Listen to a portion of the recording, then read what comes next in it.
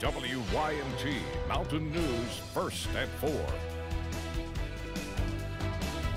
Good afternoon, I'm Steve Hensley. First at 4, Christ's Hands is a nonprofit community service center in Harlan offering a shelter, food bank, and hot meals Monday through Friday.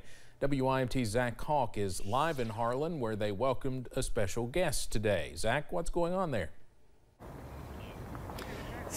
Steve, this special guest is a son of Harlan, Jordan Smith, the singer and songwriter who famously won the reality contest show The Voice, is here running a food drive to keep this place well stocked. Smith told me that with the cold winter and frequent snows we've had, it's more important than ever for a community service center like Christ's Hands to be able to complete its mission of service. Through Facebook, he encouraged his followers to come out this afternoon and bring some canned goods with them and say hi. My wife and I are here together. I love Harlan and I love my people, and so any way that I can use whatever platform I have to give back is always a plus for me. So Smith just wrapped up for the day and he's getting ready to head back to his home in Corbin, but he was able to meet a good number of people who brought a lot of food, which officials here tell me is critical for them to continue their mission. Live in Harlan, Zach Hawk, WYMT Mountain News. Back to you, Steve. Zach, thank you very much. The food pantry at Christ's Hands is open the third Monday and Tuesday of each month, and hot meals are available every Monday through Friday at 5 p.m. They also accept donations every weekday until 1 p.m. We'll have more from Harlan tonight at 6 and 11. An Eastern Kentucky farm in Letcher County is preparing for Kentucky Maple Syrup Day. In partnership with the University of Kentucky, Southdown Farms will be hosting tours to help showcase the rich history of maple syrup production here in the Commonwealth, while giving people tips on how to begin their own syrup farm. It's a great enterprise for farmers because we like to say every farm has a hill. The whole farm can't be planted, but there's maple trees on it. It's a great thing for farmers to consider. Long says 12 other farms across Kentucky will be participating in the event next weekend. We'll have a way to find those on WYMT.com. One Eastern Kentucky educator is stepping down after more than 30 years on the job. Owsley County School Superintendent Dr. Tim Bobrowski tells us he's retiring after 11 years as superintendent. Through the years, he was also certified to teach middle school classes and some high school. He says during his tenure as superintendent, he's worked with the school board, teachers, and students, all to help ensure the next generation of students have the tools they need for academic success. I've also reached that point in my career where, I'll be 55 and I'll have 30 plus years in. So to me, it's a good time to go, and hopefully I've left some things here for others to grow upon. The superintendent tells us his last day on the job is September 1st of this year.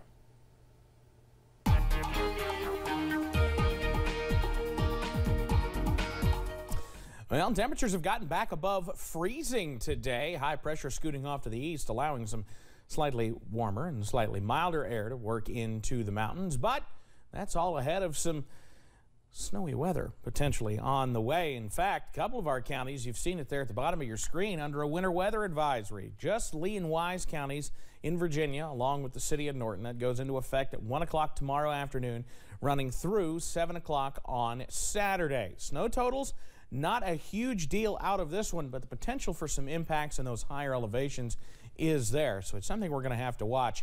INOB camera at UVA Wise right now. Well, we're seeing some of those high clouds begin to push in, so I'm putting us on sunset watch in Southwest Virginia this evening.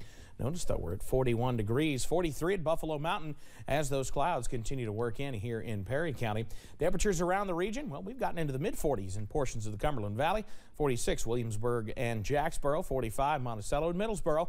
The rest of us, though, in the low 40s and even a few upper 30s out there. Irvin's at 39, Moorhead at 36. A couple of flurries trying to make their way into the far western portion of the area. They're not going to make it that far. We don't have a whole lot of that moisture in here yet. But go ahead and download that WYMT weather app anyway, because you're definitely going to need it as we head into the day tomorrow. Not a steady snow, but some scattered snow showers will be possible as soon as later tonight. I'll have the latest timing, the latest totals coming up in just a few minutes. Steve? All right, Evan, thank you. Heading overseas now, Russia is continuing its military buildup along the borders of Ukraine. The U.S. and NATO gave Moscow a written response to its demands for security guarantees. but are preparing for a possible Russian invasion. With roughly 100,000 Russian troops on the border, Russia's demands include rolling back NATO forces from Eastern Europe and a ban on Ukraine joining NATO. America's written response was hand-delivered yesterday by the U.S. ambassador to Moscow. It has not been made public, but the U.S. and NATO have made it clear they will not agree and are calling for a united front.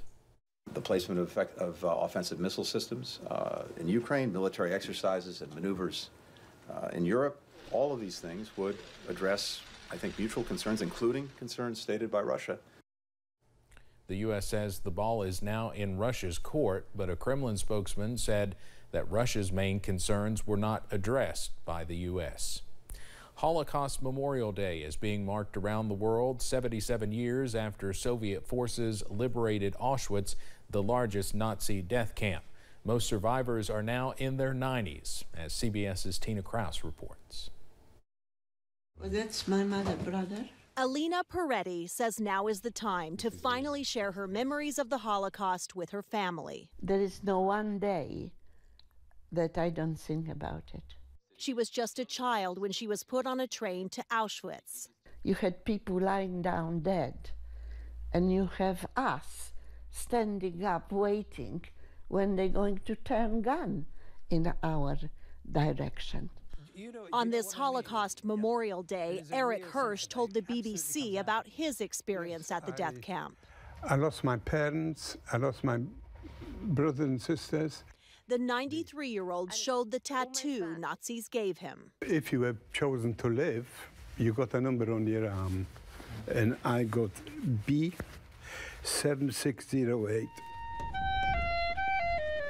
At services across Europe to mark 77 years since liberation, many were reduced to tears. We have to make sure that we never forget. We owe this to 6 million Jewish men, women, and children murdered in the Holocaust.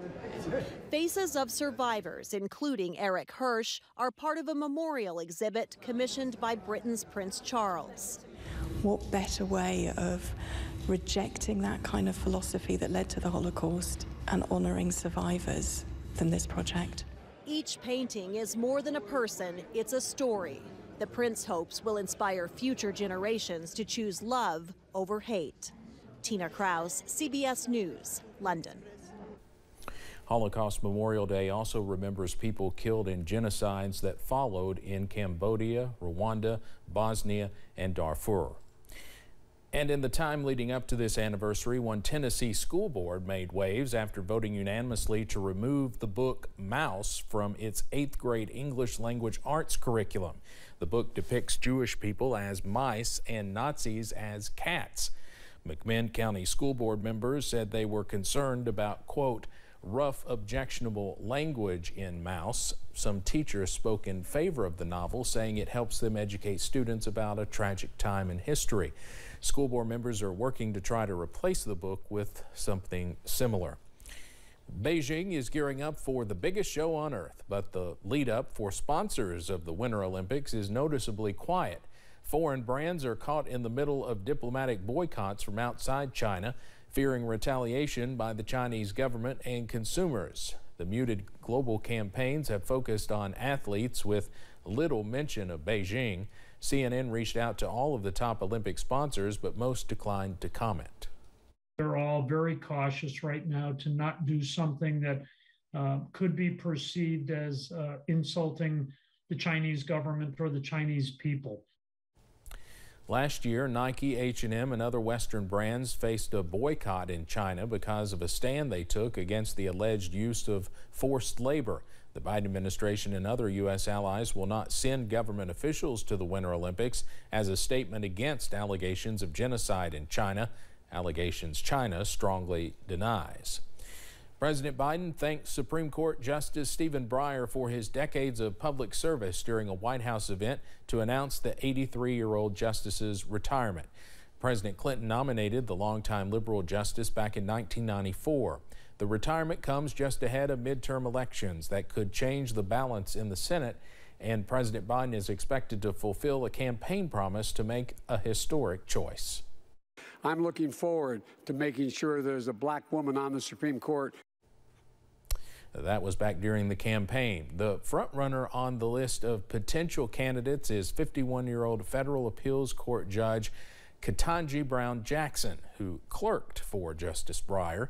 It now takes just a simple majority to confirm a Supreme Court nominee after Republican lawmakers changed the Senate rules in 2017.